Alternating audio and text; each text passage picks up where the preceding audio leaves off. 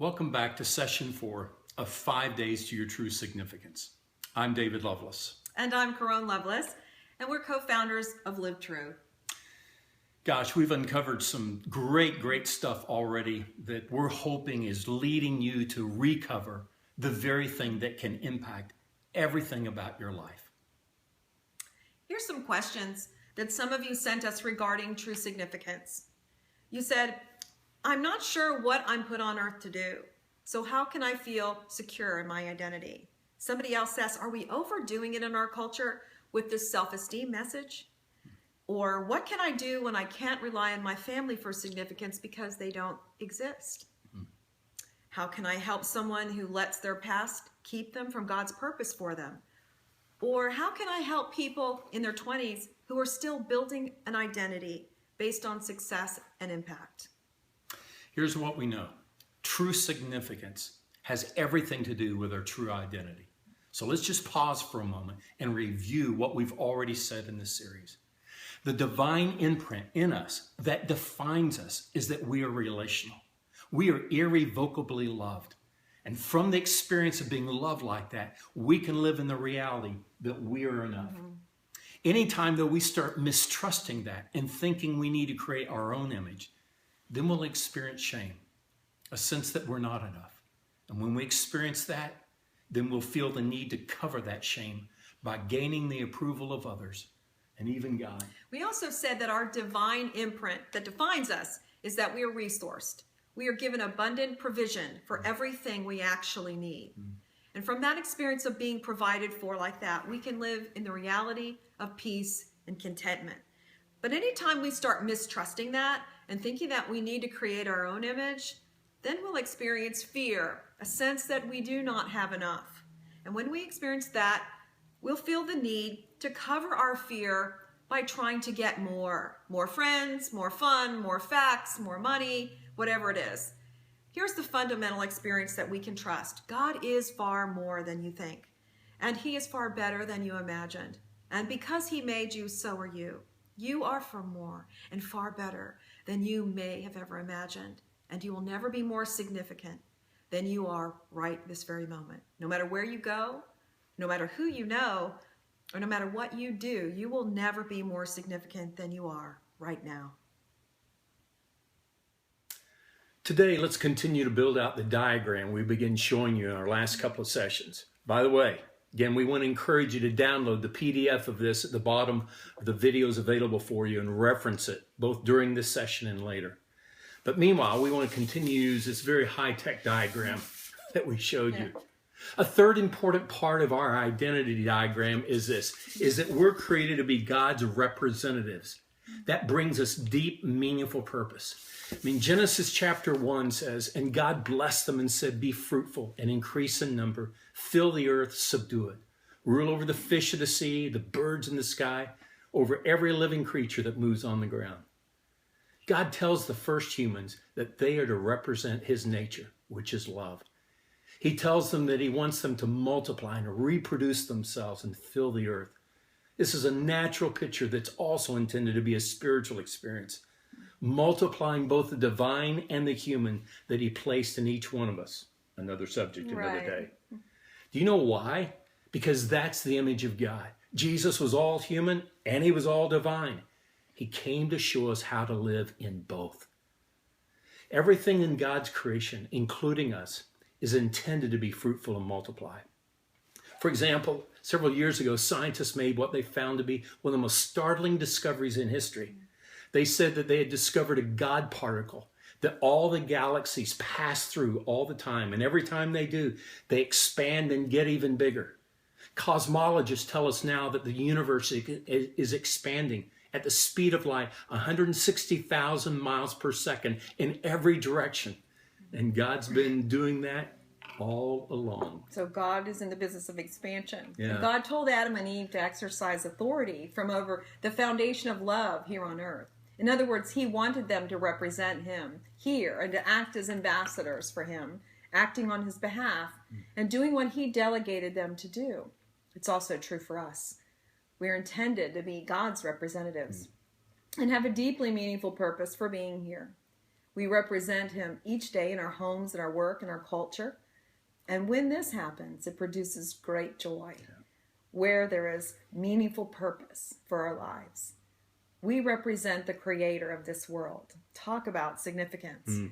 Notice what Jesus said in one of his prayers to our creator Father in John 17. In the same way that you gave me a mission in the world, I give them a mission in the world.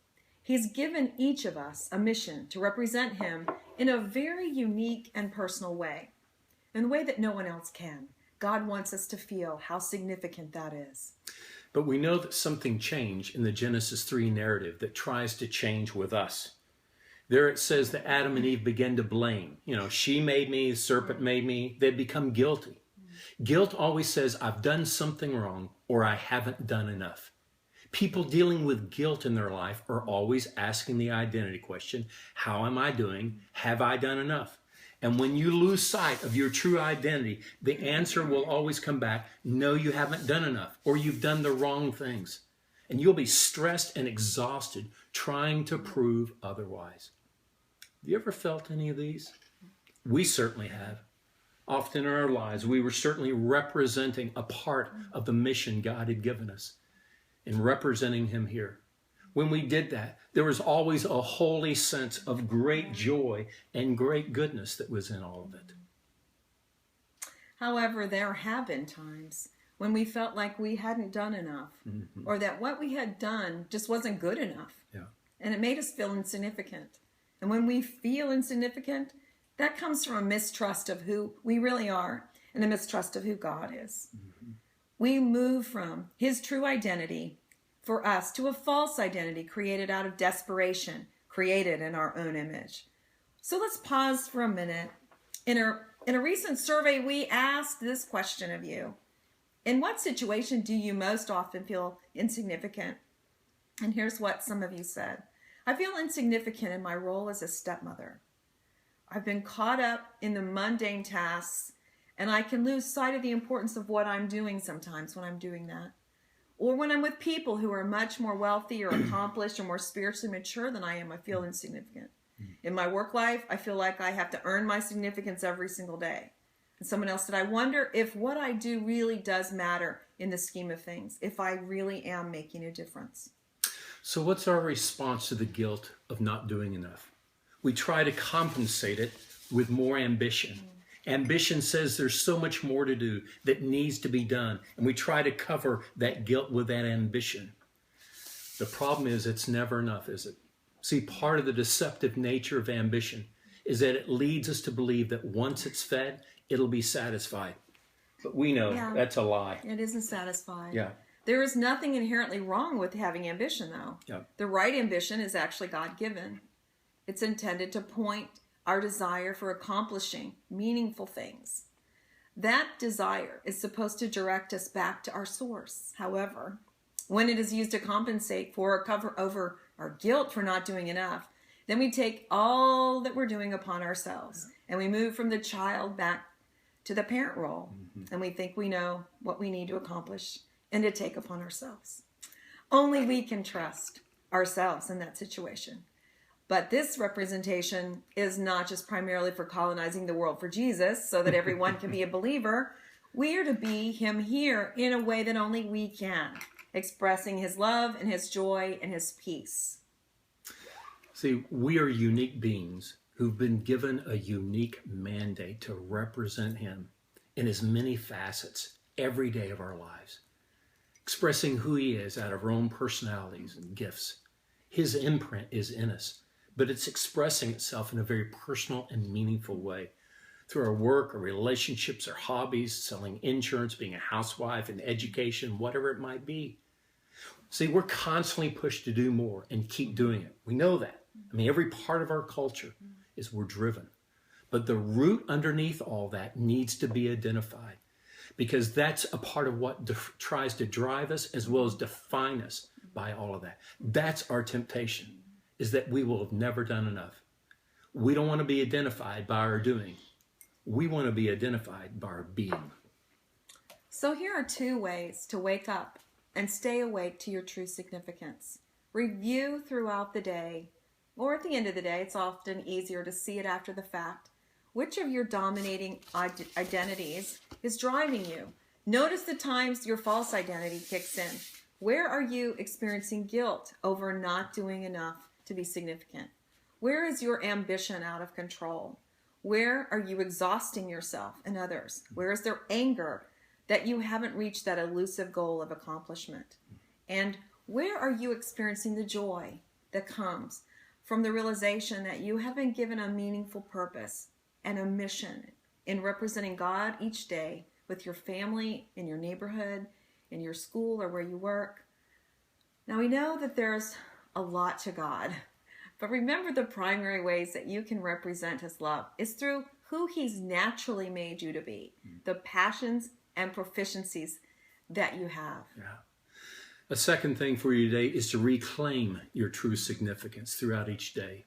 Instead of, again, counting on the external trappings of your life, you're trying to facilitate an internal shift that anchors you at your deepest core so that no matter what is happening, to the upside or the downside, it doesn't affect who you really are.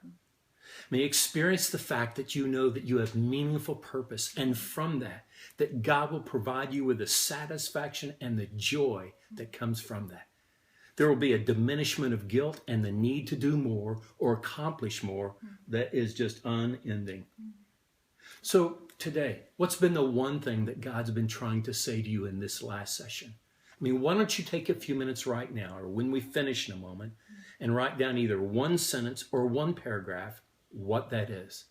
Then again, sit with that, reflecting on it for 5 minutes in silence with God, and allow it to sink in. Okay, well, our next session is our last session. Ooh. You won't want to miss it.